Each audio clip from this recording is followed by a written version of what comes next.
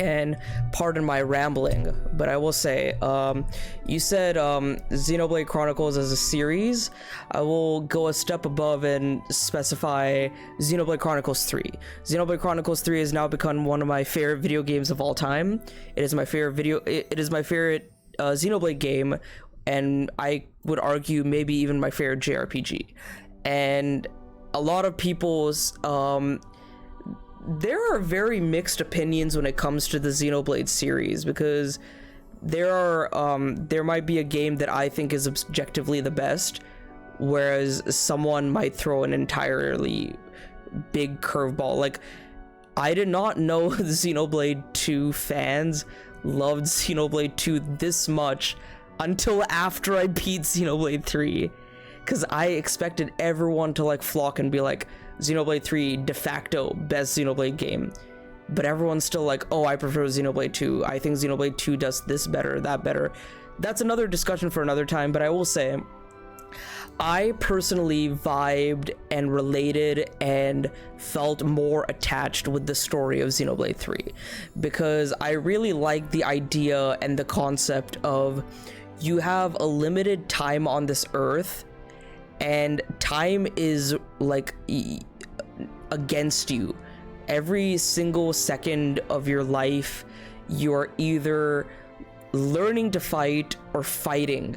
You're out there fighting continuously over and over and over again. You don't have the privilege and the like time to just enjoy with your friends, to grow up, to like enjoy the smaller things in life. And when people when the party members of Xenoblade 3 really understand that fact, they're like, how can we change this? How can we break from this cycle? How can we break from this cycle of never-ending conflict and violence and fighting? How do we break free from this? And it's so interesting to see them approach normal things in our lives that we take for granted, and for them it might be something so sacred or something so unheard of, like the fact that they see an old person for the first time and they're like, who is this like old person? Why does he look like this? Why is he so shriveled up? And like, why does he look like this? Because to them, life is only from the age of 10 to the age of 20. They don't know what it's like to live past the age of 20 and into your middle-aged years and your older years and old age and all that. It's such a foreign concept to them.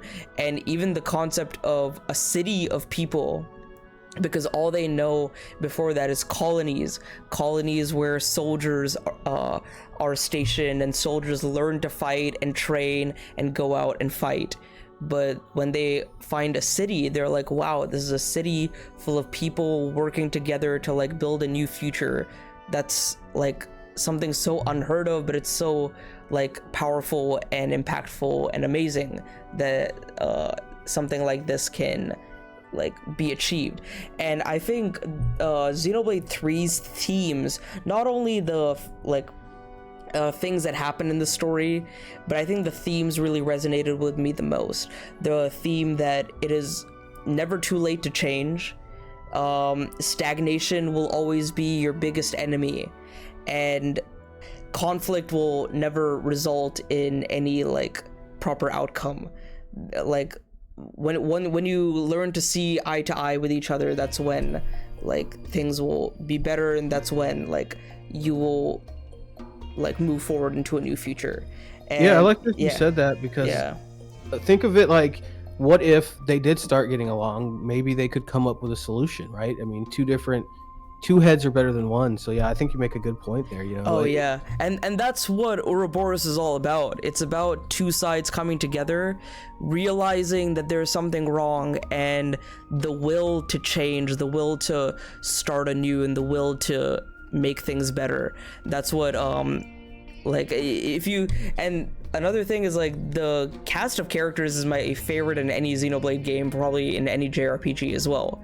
Because you think about the Keves side and you think of the Agnes side, you look at them at the start of the game, they hate each other. Like think about like lands and how he's so hesitant to like get along with someone like Senna or Mio, and how Taion is always so like distant, and he's like, I don't really care about these people, I don't know if I trust them or anything. And even like when Noah and Mio fight each other for the first time, they want to like, they're really hell-bent on like killing each other, until Noah's like, hey, I think we should stop, there's something deep down inside of me telling me to stop. And they still go at it until Van Damme kind of like tells them, hey, what are you guys doing? Stop this. And it's a really powerful theme, and the whole concept of Mobius being like, oh, we are afraid of change.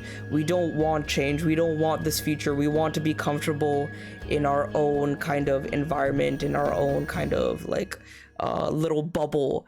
And that fear and that negativity and that sentiment boils up to such an extent that it creates this negative force of Mobius. I thought that was very interesting and cool, even though like I do have my problems with Mobius, but I think that whole concept was very well integrated into the story.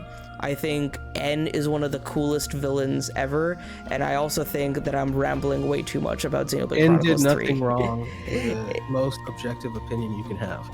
Hey guys, it's Nish Quick. Thanks so much for checking out that video. If you enjoyed it, check out the full episode on the right, and check out more episodes of the EXP Podcast on the left, and subscribe for more content like this. I'll see you guys in the next one. Later.